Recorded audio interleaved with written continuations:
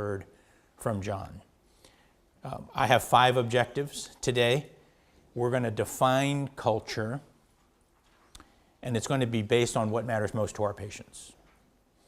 Then we're going to assess how well we do at providing what matters most to patients in the current state. I'm going to share with you the results of the assessment we conducted with you last December. I want you to begin to recognize that culture change begins with personal behavior change, and you'll see why that connects. And it's not just John, your CEO, and his executive team, but it's all of us. It's physicians, it's clinicians, it's nurses, it's caseworkers, it's staff, it's all of us, whether we are client-facing, patient-facing, or in the back office, behind the scenes somewhere. I want you to know that you can change your culture by doing less of one thing, not more of everything. And so I'm here to try to take things off your plate. My goal is to ask you each to think of one thing less you could be doing. And when you do, you will both keep your eye on the ball, which is our patients and clients, instead of chasing the scoreboard, which is where we're spending way too much time. So I did write a book called Heroes Need Not Apply. It's a novel I wrote about 3 years ago. I wrote the story of Edie Warden, a patient at a hospital in Seattle, Washington, where I live, who has the wrong thing removed and dies as a result of having the wrong thing removed, which I believe you can agree should never happen, except it happens still about 4,000 times a year in the United States alone. There's so much avoidable patient harm. It's now thought of as the 3rd leading cause of death in the United States as recently as 2013. Almost 500,000 people, 450,000 Americans every year dying because of something we did as healthcare providers. We can do something about it. And I think the most powerful way to address it is culture. I wrote the story of how I thought culture was behind Edie's death and how culture is potentially a solution. I'm going to introduce you to some of those ideas. And it begins first with understanding that we are a big business. We are in the business of healthcare. But the business we're in is not just about health and medical and welfare. It's really about this idea that we are in the business of providing what matters most to our patients. And the more we understand what matters most to patients, especially our patients in the Toledo area, the more we can see the importance of culture and what we can do about it. So I'm going to go through a series of questions with you. We're going to go through it in a kind of a similar way. I'm going to ask you the question. I'm going to ask you individually to answer it in the best way you know how. I'll give you about 30 seconds to think about what your answer is. Then I'm going to have you speak row by row with your teammates that are seated in the same row as you. Share your ideas. Look for common ground. Look for some common things you're saying about the answer to the question. Then I'm going to open it up after 2 minutes. Shout out the answers that you talked about. I'll repeat it so that everybody can hear it. And then I'll show you the answers your senior leaders came up with when I did this very session with the same questions back in October. And I want you to look for a pattern. Do we say and see the same things that our leaders see? Because if we do, then it really confirms we're on the same page. And we all want the same things, and we all see the same pattern. And I'll let you judge for yourselves how close that comes. So the first question I want you to think about is, what matters most to patients in Toledo anyway? Think about your community. Think about what matters most to them. But here's how I want you to think about it. I don't want you to think about patients as them. It could be me. It could be any one of you. It could be somebody you care about. I care about a lot of people, but the person I like to use in this example is my mother, Roberta Wong. My mom is going to be 86 in February. She's in very good health. Even though she's had a total hip and a total knee replacement, she goes everywhere she wants to go, anytime she wants to go, using public transportation in San Francisco. So she's independent and in good health. I live in Seattle, which is about 1,000 miles away in the Pacific Northwest. I'm fortunate that I have a brother who lives close by. Not only does he live 3 blocks away, he's a fireman. And not only is he a fireman, he's trained as a paramedic. So I kind of feel reassured that my brother Barry is around if something happens to Mom. Now, the thing that's kind of funny about it, though, is if something happened to Mom that's healthcare related, she'll call me 1,000 miles away before she'll call my brother Barry, who lives 3 blocks away. And I think what it drives home is this idea that for all of you, I bet you're frequently the first one called in your family, even if you don't take direct care of patients or clients. In other words, if you work in the back office, if you work in food service or housekeeping, it wouldn't surprise me one bit if family members call you first, because you're in healthcare. You know something about how this works. So let's just imagine that somebody you care about, like my mother, has called you. There's a healthcare problem, and they're concerning you enough so that you believe and you're recommending they should be seen. Let's further say that you're fortunate that you live in the same community, so you can go in together. Now picture yourself in that car with that person you care about, driving to a healthcare provider. And just as you are about to see that healthcare provider, be it a clinic or an urgent care center or an emergency room or a physician's office, whatever that setting is, at that point of contact, what would matter most to you? What would matter most to Mom? What would matter most to the person you care about? I'm going to give you 20 seconds to think about what would matter most to you and this person that you care about. I actually gave you less than 2 minutes. And so what you've just experienced is the power of a 90-second meeting. Meetings don't take an hour or 2. They can be done as little as 90 seconds. And I just asked you a profoundly important question, which is what matters most to patients. And tell me what kinds of, just shout out what kinds of things you came to agreement on as small groups. Cleanliness. Courtesy. Competence. Being heard. Respect. Reliability. Be organized. Time management. Be efficient. Be accountable. Be supportive. Trust. Be professional. Compassionate. Awesome answers. Awesome answers. Let me show you what your leaders said when I asked them this question in mid-October. Respond quickly and well to the stated need. Active, focused listening. Be someone they can relate to. Professionalism and expertise. Confidence in the provider. Treated with respect and dignity. Compassion. Immediate quality and compassionate care. Accurate diagnosis. We need help to decide what to do. I want somebody who's friendly and approachable, and we ask them what they want instead of telling them what they need. You see the pattern? I could have predicted this because I've gotten in the habit of asking questions like this across the country for the last 10 years. And I've been to all 50 states. And it doesn't matter whether I'm in Maine or Florida, Michigan or Mississippi, North Dakota or Texas, Montana or Arizona, Washington or California, Alaska or Hawaii, or any other state in between. The pattern is very, very similar. This is what matters most to patients, not only in Toledo, but across America. When I asked this question of 20 physicians in an employed medical group near Minneapolis, GRHS's Glencoe Regional Health Services in Glencoe, Minnesota, here's the pattern that I got from them. Respectful treatment, caring and compassion, empathy and human connection. Listen to me, treat me like I matter, be present and engaged.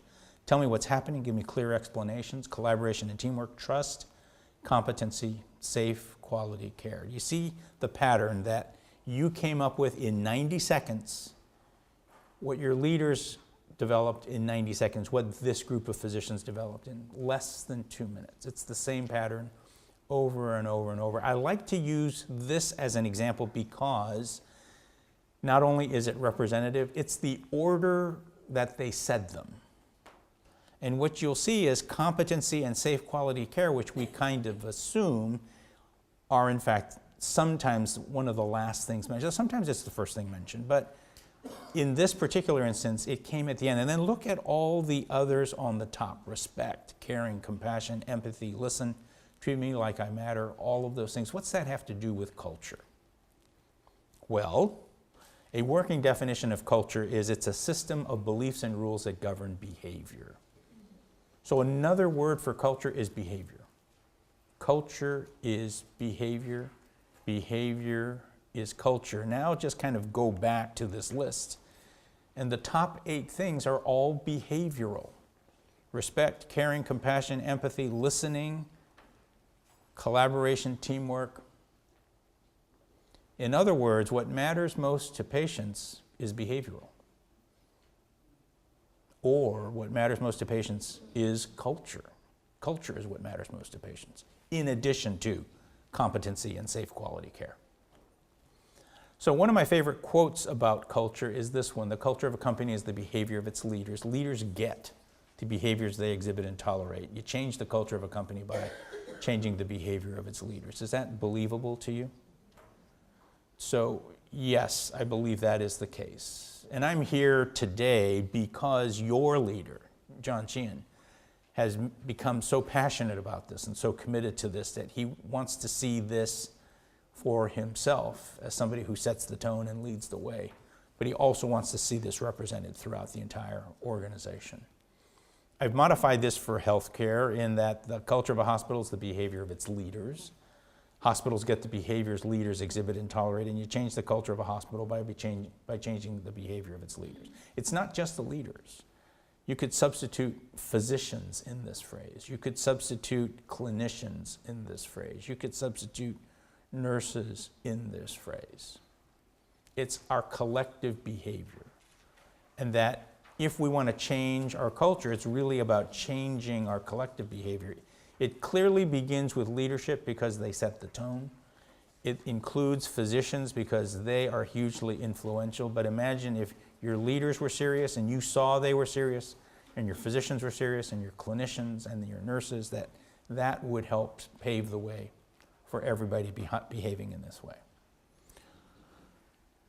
So if we're really serious about providing what matters most to patients, we're really talking about culture, and the culture of Harbor is the behavior of its people, just as John said in his introductory remarks.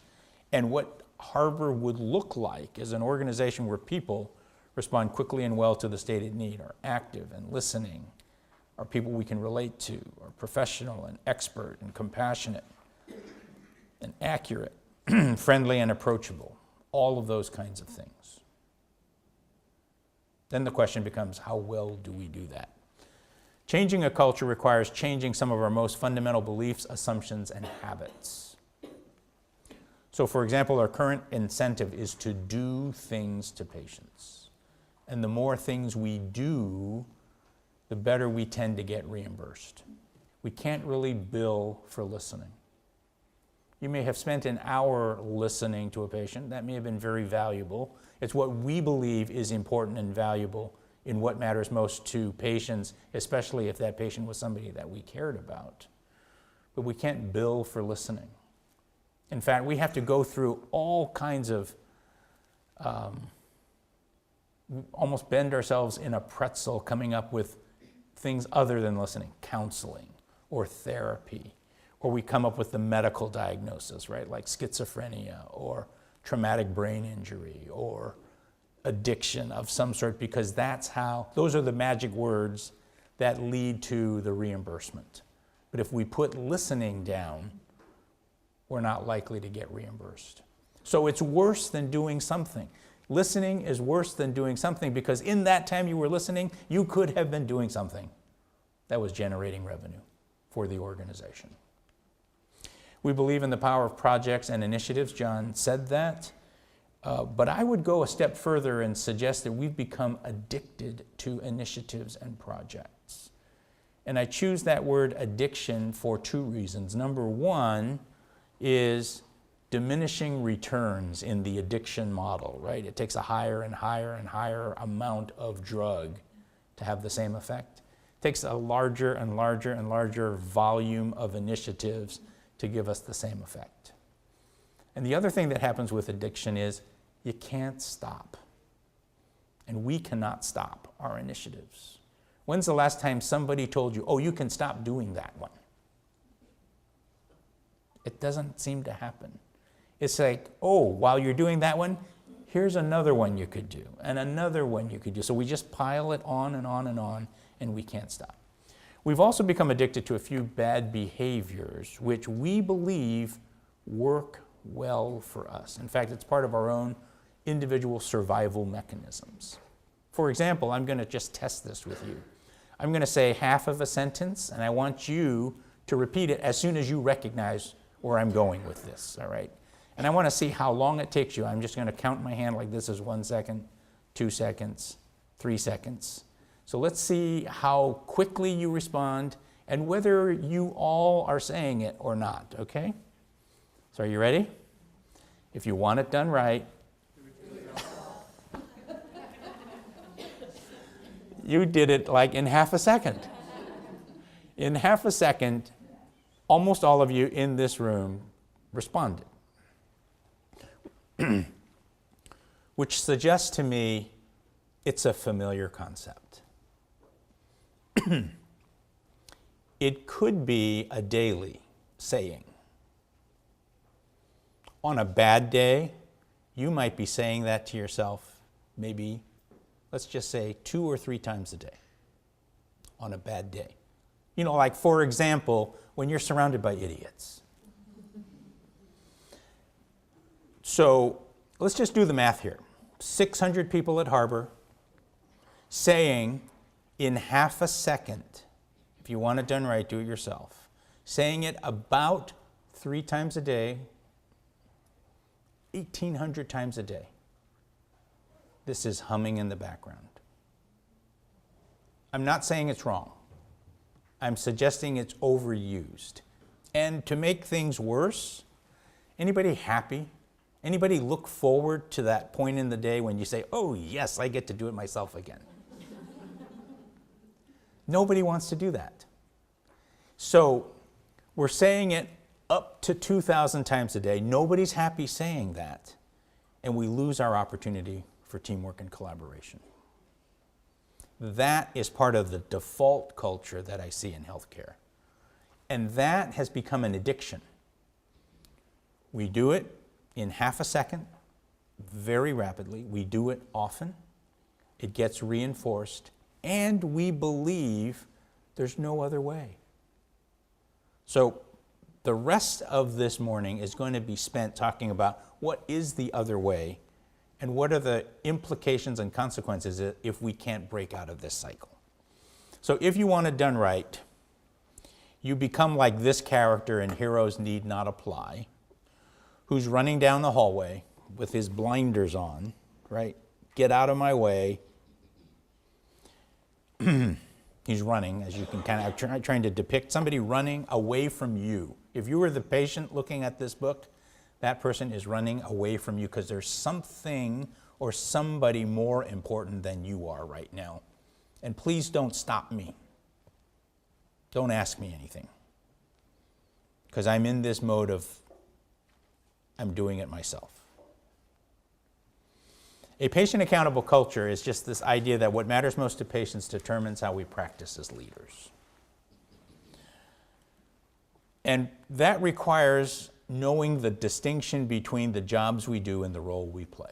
We all have slightly different jobs. I want to suggest that all of us, beginning with John Sheehan all the way down to all of us here in this room, have one role to play. And let me tell you a little bit about how I've discovered that. 10 years ago, even more than 10 years ago, I've been hearing more and more and more about how distrustful physicians had become, to the point where they said, I don't trust anybody. I don't trust administration. I don't trust the government. I don't trust insurance companies. I don't trust attorneys. I don't trust regulators. I don't trust patients. I don't trust families. I don't trust nurses. I don't trust anybody. And if I asked the question, as I started doing 10 years ago, well, tell me, is there anybody you trust? The answer might be, we trust each other. You can only trust another physician. I said, okay, let's just start there. Doctor to doctor, tell me about the doctors you trust the most. And tell me a little bit about them. What are their attributes? What are their characteristics? I've had a chance to ask 5,000 doctors this question over the last 10 years, and I got another pattern. One pattern that was blurted out in an instant, and then another one that came out slower after I asked them a follow-up question. So when I asked doctors, doctor to doctor, who do you trust and why? What they said within a few seconds, what they blurted out to me is, you know, when I'm in a jam, I want somebody good. I want somebody who's going to get results. I want somebody to show up when I need them to show up. In other words, they're talented, they execute, and they have the right work ethic. They're dedicated. And they would frequently say those three things together and then stop and then say, you know what, if I just had those three things, I don't think I'd need anything else. And my follow-up question was, you know, I practiced for 10 years, needed to talk to a lot of people, kind of desperately needing help. I said, you ever call somebody in the middle of the night, they pick up the phone, they treat you like an idiot? Like you don't know anything, or you're the cause of their problems? Like, oh, there goes Wong. Those family practice guys, getting in over their head, doing what they shouldn't be doing, making a mess of things, and I have to come in and save the day. And 5,000 physicians, almost to a person, would say, you know what, I hate those guys.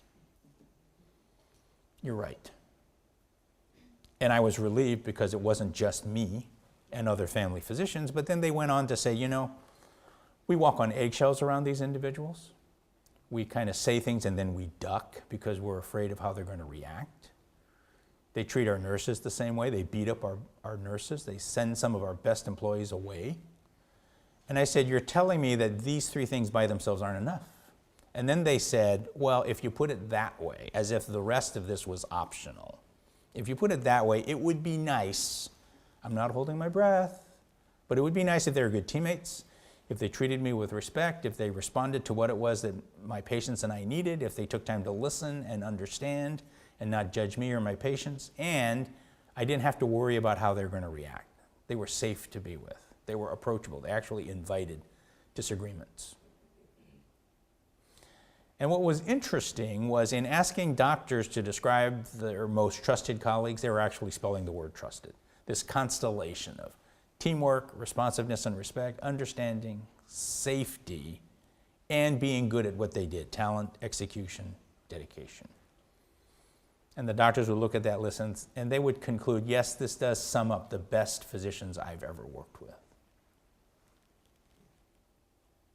If you back up to the question, what matters most to patients?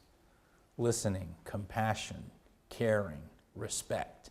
You see a lot that's represented in this trusted acronym. My next follow-up question to them was, how do you pick a good nurse? Or clinician? Or caseworker? Or therapist? Or chaplain? Or supervisor, manager, director, executive? And what started as an exercise by doctors, for doctors, about doctors, quickly became what we now call the universal attributes of a trusted colleague. This is the same list. It's not one list for doctors, one list for nurses, one list for therapists, one list for caseworkers. It's one kind of master list that embodies all that we're looking for in the people that we've trusted the most. And the distinction between role and job is that dotted line. We all have jobs to do. And in those jobs, we have job descriptions, job classifications, performance evaluations that typically look at our certifications, our competencies, how well we do our job, or the results that we get, and our attendance record, and they kind of measure and evaluate our talent, our execution, and our dedication. As we start focusing more on the importance of culture, it's recognizing that we all have one role. From John Sheehan all the way down to everybody in this room, that role increasingly is we need to be good teammates to each other, treat each other with respect, be responsive, take time to listen and understand, not judge, and create safe conditions for each other. not just our patients. So that's the distinction between job and role. And the first step in building a patient accountable culture without adding more to our plate is to define that trusted role, where you see that patient-centered care begins here with this trusted acronym. We have the 4 elements of our role and the 3 elements of our job, and it's both together. It's not so much that one is more important, you need to have both. But because we haven't paid as much attention to the top 4 become more important. Because when you think about culture, and when you think about what matters most to patients, and if you agree that we're in the business of providing what matters most to patients, then you will agree that the better we can get at the top 4, the more likely we are building that culture that provides what matters most to patients. So we're going to go through now in the next 15 minutes or so a rapid succession of 4 questions where, again, I'm going to pose the question, I'm going to give you 30 seconds to answer it silently on your own. I'm going to give you up to 2 minutes to talk it over with the people in your row. Then I'm going to ask you to shout out your answers, and then I'll show you what your leader said in response to the same question so that we can see if we see things the same way. So the first question now for the next 30 seconds is think about how we need to work together in order to provide what matters most to patients. If we're serious about this, if we understand and accept this, we're in the business of providing what matters most to patients, and this is how we need to act. How is it that we need to act? So tell me how we need to work together. Communicate better. Collaborate. Respect. Remember you have the same mission. Remember we're on the same mission. Anything else? Use each other's strengths. Excellent. Excellent. Here's what your leader said. Act as trusted colleagues. Improve communication between teams. No silos, no bad-mouthing each other. Ask patients to provide us with feedback. Be on the same page and available to each other. Recognize mutual strengths and expertise. Know who we work with and provide the same message. Be collaborative. Be supportive. Again, do you see the pattern? What we're saying, what we recognize on our own as individuals, with our new friends in 2 minutes, resonates with our leaders. We're on the same page with our leadership. Maybe not exactly the same words, but on the same page. Now what I want to do is just kind of check in with you and find out how often you can expect this on an average day with the people you work with at Harbor. So just think on an average day, the people that you're working with, how often can you count on these things? And let me give you some choices. Oh, always. Frequently, usually, sometimes, rarely, never. Always, frequently, usually, sometimes, rarely, or never. I want you to, don't say it out loud yet, but pick a word. When I count to 3, just say it out loud, and let's just kind of see what we hear from throughout the room. All right? 1, 2, 3. Frequently, sometimes. Anybody at always?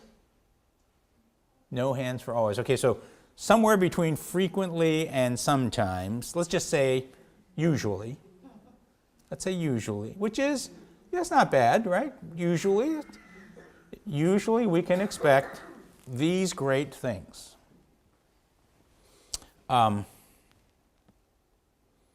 It's good, but it's not nearly good enough.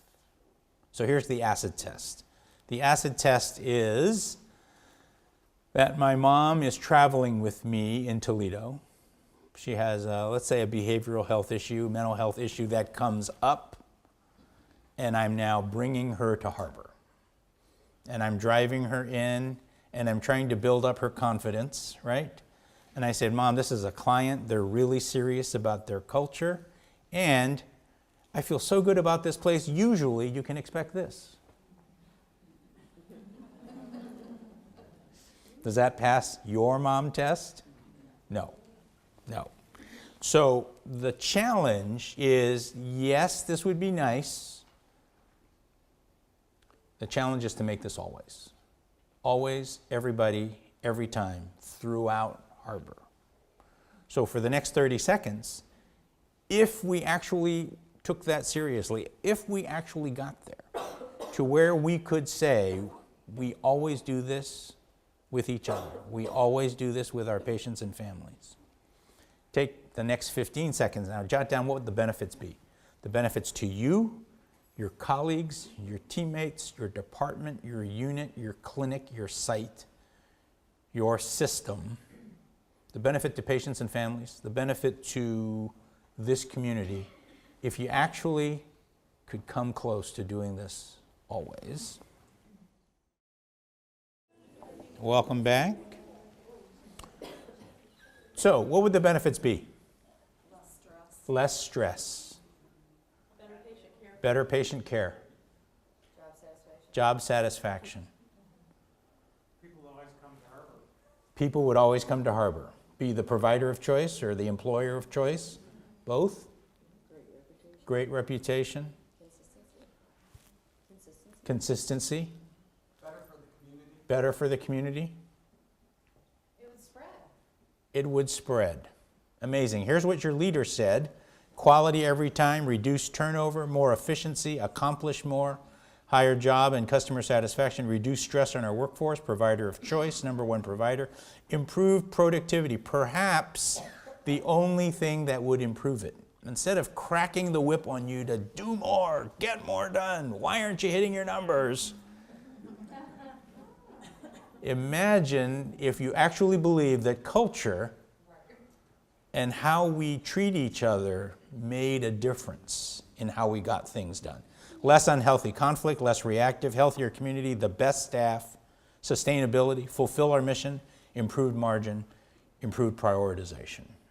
But at this point, you see these benefits, right? So it would seem to me that a kind of a logical consequence of what you're asking is, shouldn't the highest paid employees be the ones that help us get these results?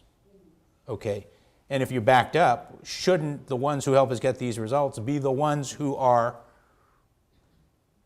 behaving in such a way that's bringing out the best in each other? So you're actually changing the incentives, you're changing the expectations, you're changing the recognition and reward systems in better alignment with this, because I agree, right now you're out of whack. You're not aligned. You're totally misaligned. That's not a Harbor problem. That is an American healthcare problem that goes all the way back down to we get paid for doing stuff. And listening is worse than doing nothing, because in that time you're listening, you could have been doing something. So let's just kind of keep that in mind. The next question I'm going to ask you is, as good as these things are, let's identify some of the barriers. Let's talk about what's getting in the way. Just think of the people that you're working with day in and day out. What is it about them that just sets you off and drives you crazy? It sounds like it happens. I'm just saying. So, 15 more seconds. 15 more seconds.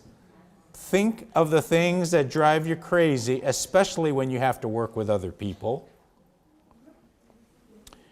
And take 2 minutes and talk it over with your newest best friends forever. 2, 1.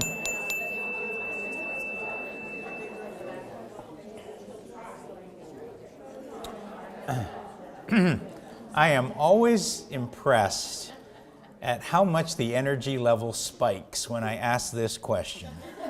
Tell me the things that drive you crazy. You all had an opinion on this. Conflicting priorities. Laziness. Pardon me? The thinking is not unified. Okay, we're all over the map. Not knowing role expectations. Not knowing role and expectations. Lack of teamwork. Not putting the clients first. Expectations aren't reciprocated. Expectations aren't reciprocated. Not knowing the other parts of Harbor, so we're not actively using all of our departments. Lack of awareness of what, and lack of not only awareness, but appreciation of all that Harbor might have to offer, because we're kind of all stuck in our silos here. So here's what your leader said. Silo behavior, not focused on the greater good. Each unit, each person is more important than the greater good. Poor communication, disrespectful communication. We don't give time and attention to each other. We don't listen well. There's a lack of mutual appreciation, unresponsiveness, inconsistent messages, competition for internal resources, managing chaos, inertia, unwillingness to change, lack of mutual respect. We don't have time to talk things over. We don't understand why we need to do things. We have different roadmaps. Other than that, we're pretty good. So these are the things that drove your leaders crazy. They seem like a similar pattern on the things that drive you crazy. Let me again check in with you. I want to get a sense how often you can expect this from the people you have to work with on a daily basis. And again, your choices, don't say them out loud yet. Always, frequently, usually, sometimes, rarely, or never. You look at this list, it just takes one or two of these to ruin your day, correct? So pick a word that meets on an average day how often you can expect one or two of these things to pop up with the people you have to work with. Pick a word. 1, 2, 3. Sometimes, always, always, with a groan. So I heard a lot of sometimes. Any usuallys out there? Okay, a couple of usually. Any frequentlies? Okay, frequently. So, even if it's sometimes or usually, you're just kind of waiting for it to happen, aren't you? Like you don't know when it's going to come up. You don't know who's going to do it. But it's out there. It's what I call humming in the background at Harbor. Your colleagues, your leaders agreed that it's humming in the background. So, next question is, if it's humming in the background every day with the people you work with, what's this cost you? What does it cost you? What does it cost your teammates and colleagues? What does it cost our patients and families? What does it cost your unit? What does it cost your health system? What does it cost this community when we put up with this? Okay, take 10 seconds to think about it. Care. Burnout. Energy and motivation.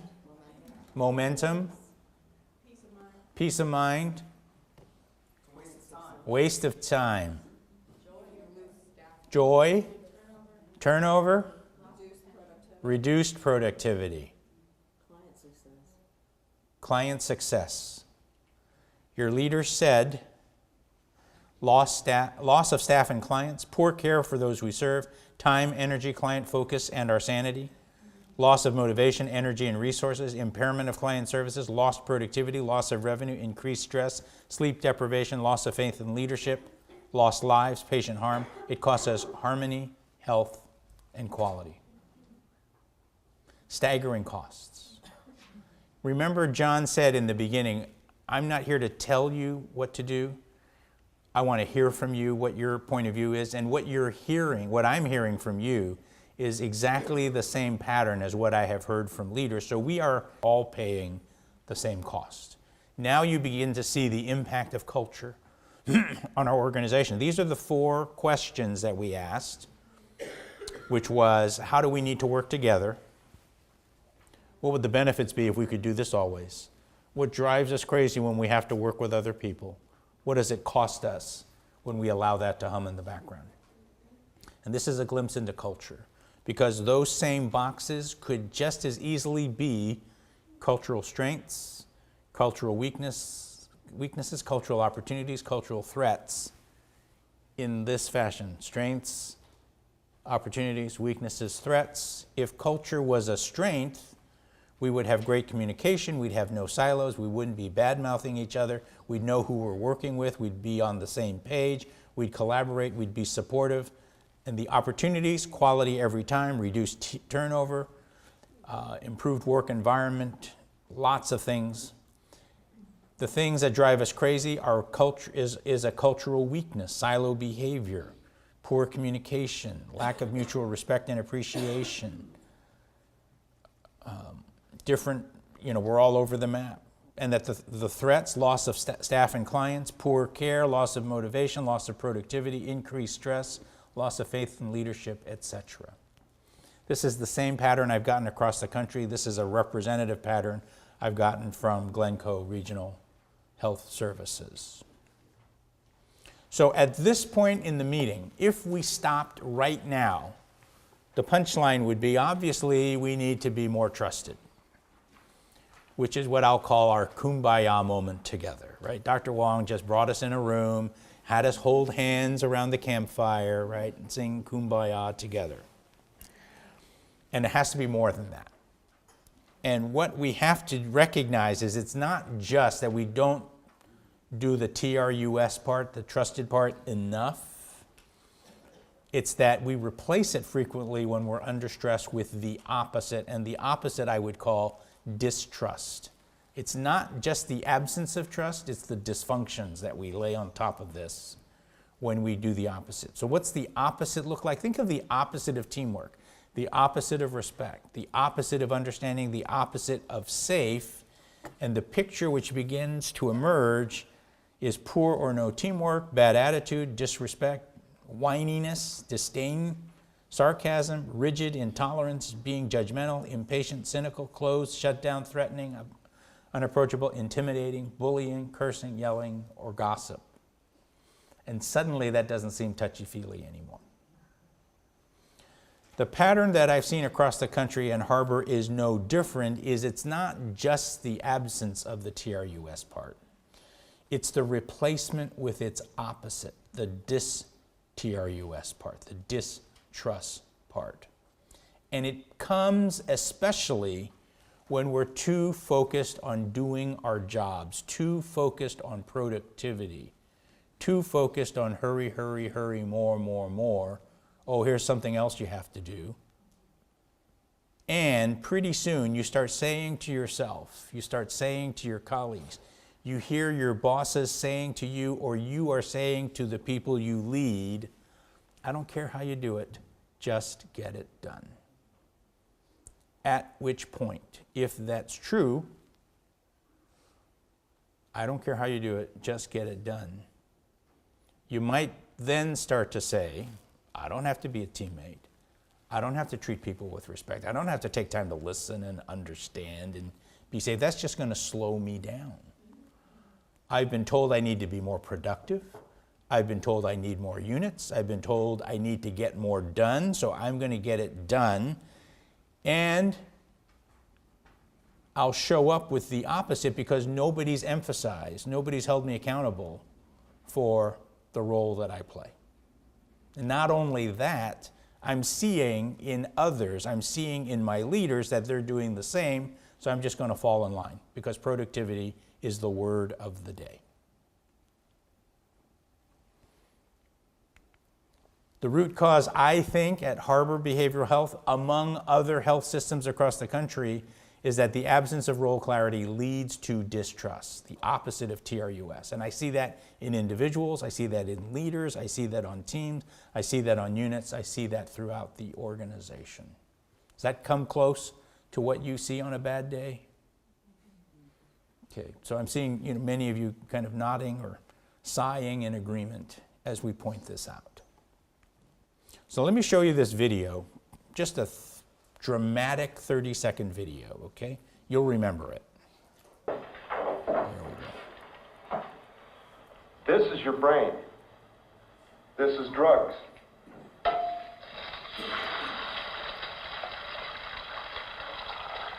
This is your brain on drugs. Any questions? Any questions?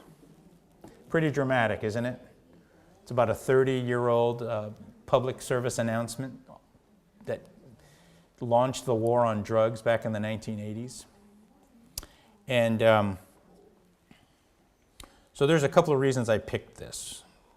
One is it's so vivid, so graphic, this idea that you could take this egg, your brain, this precious little thing, and then this pan that kind of looks harmless, right, except it's been sitting on the burner for probably 5 minutes.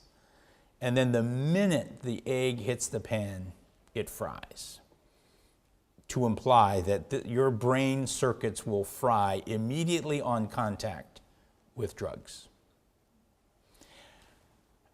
I've come to the conclusion that it's not just our brain on drugs, it's our brain when we become undone. And even though I teach this for a living, I still get undone from time to time on a bad day. Let me kind of describe for you what happens when I get undone. When I get undone, the first thing I say is, I am D-U-N done. And from there I say, I go into self-protection mode. And the way that I do that is my head drops like this. And when it drops, I lose eye contact. And once I lose eye contact, I become unapproachable. And as soon as I'm unapproachable, I start shutting down. And then I find that you're annoying me a little bit. And when you annoy me, I get a little bit rigid in my position. I get a little intolerant of you. I get judgmental of you. And then I don't like you, which leads me to be disrespectful, which leads me to be disdainful, which leads me to be a little sarcastic, maybe even saying something like, so where did you go to medical school? And just shortly after that, I conclude, you're an idiot. If you want it done right, do it yourself. Just give it to me. And I put the blinders on and I just kind of forge ahead. Now that pattern doesn't take 30 seconds. It happens kind of like that fried egg. So it's not just drugs, it's the stress of being undone.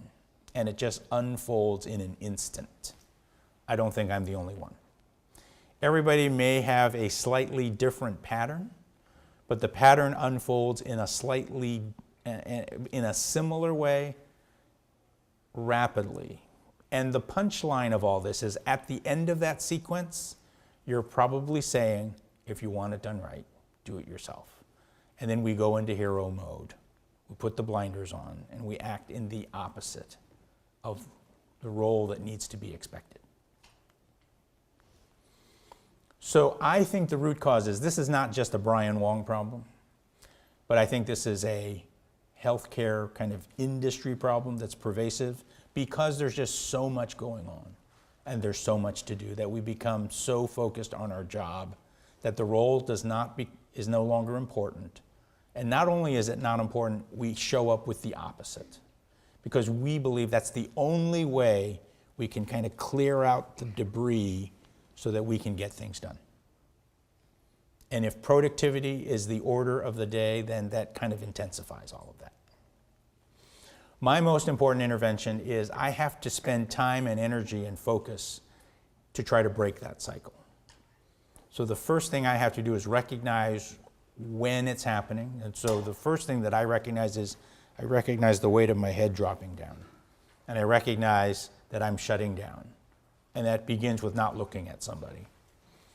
And so the self-talk in changing my pattern now under stress is to say, you're shutting down, what are you going to do about it?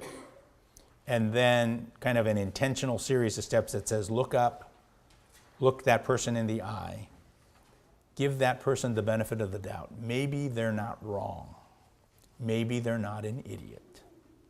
Listen to them for a minute. Listen to what they have to say. Look for common ground, respect their point of view, and then maybe there's an opportunity for collaboration. But collaboration does not happen if I allow myself to go from shut down to rigid and intolerant, to judgmental, to sarcastic, to disdainful, to disrespectful, to then, if you want it done right, do it yourself. I asked your leaders, what % of avoidable patient harm is due to this pattern at Harbor? I'm going to ask you the same question. The answer ranges from as little as 0, you could say, I don't think this is a problem at all, to up to 100%. This is behind everything that breaks down. Pick a number that's like 0, 10, 20, 30, 40, 50, all the way up to 100. Pick a number.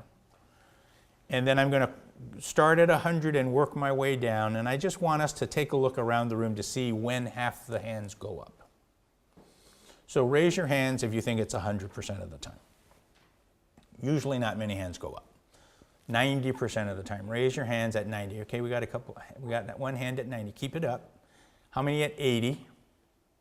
Okay, a couple more. Keep them up. Raise them up now. 70. How many at 70? Okay, let's see how many at 70, 80, or 90. 70, 80, or 90. Raise them up. Okay, now how many at 60?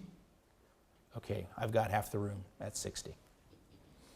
Half of us at 60% or more believe that this problem is at play. Okay, now if I ask the question, how about patient complaints? Not just harm, but patient complaints. How much is this pattern at play? Probably the number goes up. Okay. Your leaders, when I asked them, ranged from a low of 25 to a high of 90, with the median number at 70%. We're in that ballpark.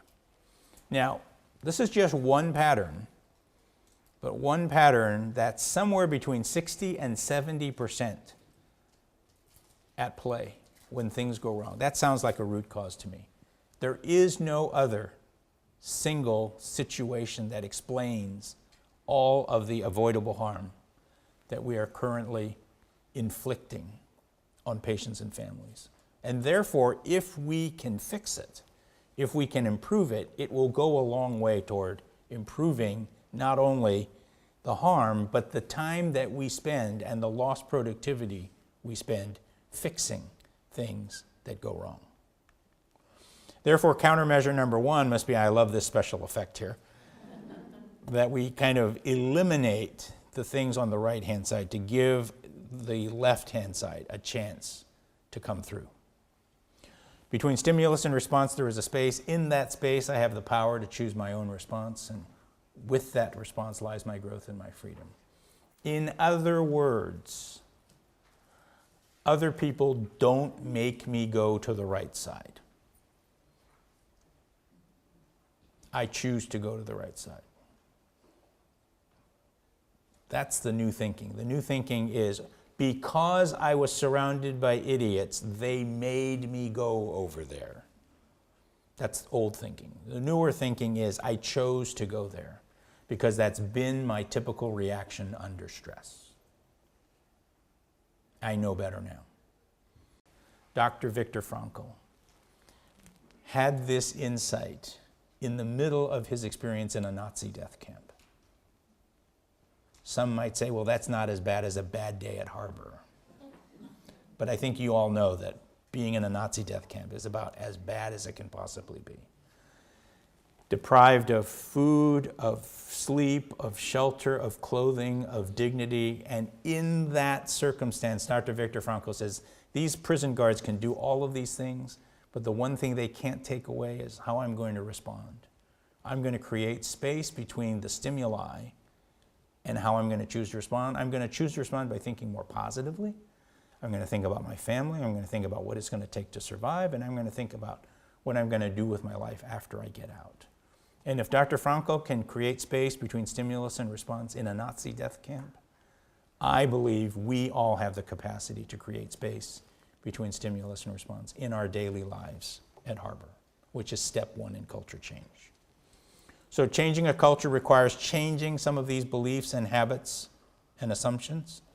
We got a baseline view of where you are at Harbor starting in December when we conducted this assessment tool. You might recognize some of the questions that were in here. The team members I work with are responsive and respectful and helpful and approachable and all those kinds of questions. Let me give you a summary of what you said. Your baseline in October had these kinds of scores. When we asked questions related to your leadership, it was at about 63. We asked questions related to your physicians, 69. Questions related to your clinicians, 73. Questions related to all staff, 75. When we asked about your teams, how you viewed your team, 73. Organizational score, 64.9. Let's call it 65. It's okay. It's not in the tank. But I know you can do a lot better. And I know there's a lot of opportunity there. When we look at these questions, and I'm not going to go through the detail, I just want you to look at kind of the big picture of the pattern here. On the questions that were framed by strongly disagree to strongly agree, you tended to be in agreement. So that's this whole look here. You tended to be in agreement. On no question were you in disagreement. You didn't disagree with any of these questions. That's a good starting point. Because generally speaking, may not be a strong sense, but you believe your culture makes patients safer, your culture supports coordination of care, that the patient experience is not harmed due to behavior from different groups. You tend to agree. You don't strongly agree, but you tend to agree. You don't disagree. On the questions about how often do you do these things, you'll see that it was asked never, rarely, sometimes, most of the time, all of the time, and you tended to be in more than sometimes. I'm going to say you were in the usually kind of category, which makes sense to the kinds of responses I've gotten from you this morning. Once again, this is a baseline. I think you can do better. When I asked your leaders to do a self-assessment, I boiled it down to 6 questions. How patient accountable am I? My behavior makes patients safer, produces clinical quality, supports coordination of care, generates respect, etc. 24-point scale. As a self-assessment, they gave themselves a score of about 67, which is close to that organizational score of 67. So I think that there's some kind of validation there. If, however, I asked them, how about when you're done? They had scores that dropped from, 16 to 8. Significant drop. So 33 now is below 67, so the beginning insight as early as October was your leaders began to understood. They understood from the beginning that they could be part of the problem, that this is part of the tone they're setting for the rest of the organization. So between stimulus and response, there is a space. In that space, I have the power to choose my own response. With my response lies my growth and freedom. I wanted them to focus on that. There's 14 things on this table here, right? 7 on the left, 7 on the right. I could ask them to commit to do more of the left and more of the right. That's too much. So what I then did was to say, let's take out the bottom 3. Since this is about culture and about role, let's focus on the top 4. That's now 8 things. That's still too much. So we've gone from 14 to 8. Now let's go to one thing to do more of on the left, one thing to do less of on the right. And I asked them to pick one that fit their pattern, and I asked them to make a commitment. So what you can see here is John led the way by saying he would listen better and he would be less shut down, cynical, and intimidating. And Seth and Steve Benjamin, Gwen, Ed, Barb, all the way down to Mary Pat Gebers, Amy Gill, made commitments to do one thing more on the left, one thing less on the right. We then presented this to the culture committee, and they similarly made commitments here. So Robin would be less shut down, Stephen would be less cynical, just as examples. We're going to ask you to do the same thing. We're going to ask each of you to commit to doing one thing more, one thing less. I'm going to give you 30 seconds. Take a look at this list. Pick one thing from the column on the left that you would be willing to commit to do more of or be better at, and pick one thing on the left that you'd commit to doing less of or stopping if you could. Do it myself, shutting down, do it myself, shutting down, being done, do it myself, impatient, unapproachable, impatient, bad attitude, do it myself, shutting down, do it myself, sarcastic, impatient, do it myself, do it myself, do it myself, rigid, being done, impatient, shutting down, cynical, judgmental and whiny, do it myself, do it myself, do it myself, shutting down, frustrated, impatient, do it myself, shutting down, impatient, sarcastic, judgmental, unapproachable, sarcastic, cynical, shutting down, impatient and intolerant, impatient, do it myself, impatient, cynical, do it myself, impatient, cynical, impatient. You kind of see how this gets contagious. You can see how this begins to build into the culture, and then this becomes, before you know it, the things that drive us crazy.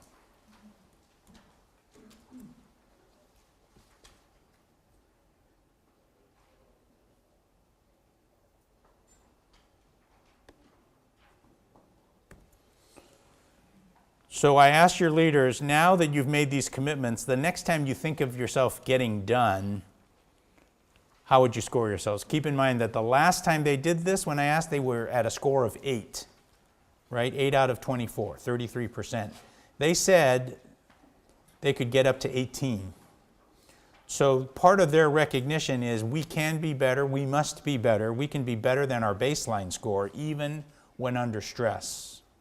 And the more we remind ourselves to do that, the more likely it is to happen. And the more you are aware of it, the more likely you are to remind all of us of the importance of this. So what is possible if each of us honored our commitment to do less of one thing? So I'm not going to have you meet in small groups, but I've just, in the interest of time, but I'm just curious from you, what would be possible if all we did was that one thing less? Kind of give me some thoughts here. Just shout them out for me to hear. More teamwork. Decreased turnover. Better morale. Better leadership. Better communication. Better care. Do you think productivity would improve? So is it possible that productivity improves by doing less of something?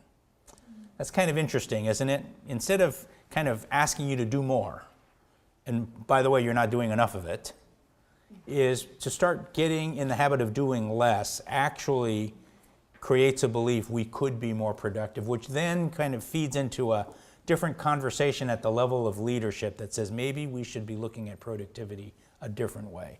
Maybe we should be looking at our recognition and reward systems in a different way. Maybe we should look at how we promote and how we compensate in a different way, so that it's not just based on the job we do and the things we do, but how we get them done and how we contribute to this culture overall. That's a long conversation, but it's beginning to occur. Your leaders believed that if we really got serious about this, that it would be the land of bountiful. Productivity, retention, efficiency, fulfillment. Our client base would improve. We'll enjoy our work. We'll have time to teach, more productive. Better teamwork, increased productivity, job satisfaction, quality goes up, happier workplace, healthier patients, etc., etc., etc. So all of those things of doing always and the benefits of always is because we get better at never doing these things, doing them less. A preview that I'm just going to share with you is I've asked the Culture Committee to get in the habit of just doing 4 questions that I'm curious about as we go forward. And the 4 questions are, now look at never, rarely, sometimes, usually, frequently, almost always, and always. It's a 6-point scale. We're going to be sending them, we're going to be pinging them at the end of every day through the end of this month and asking the question, I honored my commitment to do one thing less. And then my leaders honored their commitment to do one thing less. And my teammates and coworkers honored their commitment to do one thing less. Now, the reason we picked those 3 questions was because it begins with each of us, no matter what anybody else does. Between stimulus and response, there's a space, and each of us has the capacity to choose. So instead of saying, leaders aren't doing this, therefore I don't have to do it, it's the beginning that says, leaders haven't done it, but I still need to step up. And if you'd made that individual decision and the leaders also stepped up, that creates an environment on the team where that becomes an expectation. And team performance should improve as more and more individuals, more and more leaders begin to embrace this and honor their commitment to do less of one thing. When that happens, then you can provide what matters most to patients. So they go together. And so what we want to do is kind of just take your temperature, what we call vital signs, regularly. At some point in time, if this rollout is successful, we may want to get a sample, 5% of you, 10% of you. So it's not the same people every day, but different people are asked these questions, and we begin to get what I'll call a daily tracking poll to take the temperature of the organization to see, are we paying attention? Are we honoring our commitments? Are we doing what we said we would do less of? And is it making a difference? We believe that as you get better just at these 4 questions, you'll get better at the assessment tool. If you get better at improving your assessment scores, which currently at a baseline are at 65, this is the way forward. By doing less, that you can get to 75 and then to 85. And that once you get to 75 or 85, you should begin to see real impact on things like turnover and employee satisfaction and patient satisfaction and all the things that you care about, and move as a result of this culture. So changing a culture requires changing some of our most fundamental beliefs, assumptions, and habits. We have an incentive to do stuff.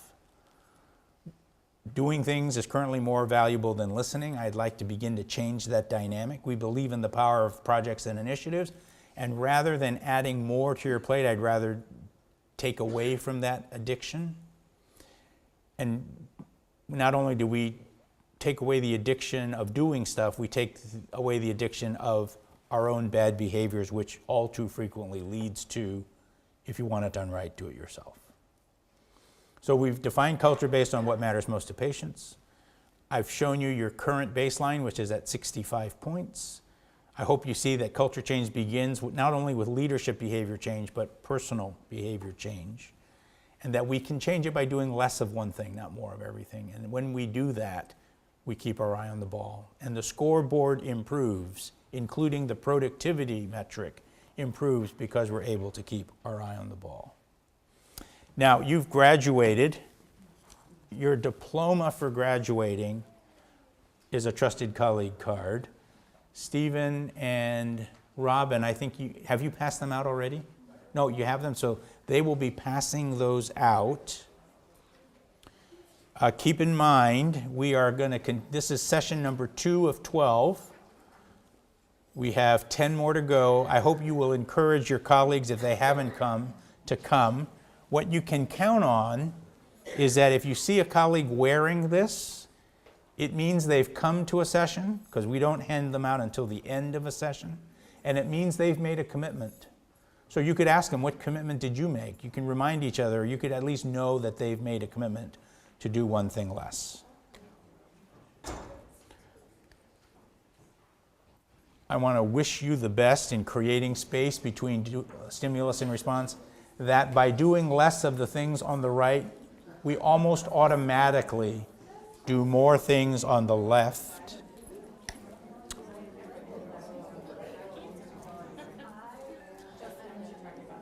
It is 12:26 p.m. Are you okay if I send you out 4 minutes early? All right. We're dismissed. Thank you.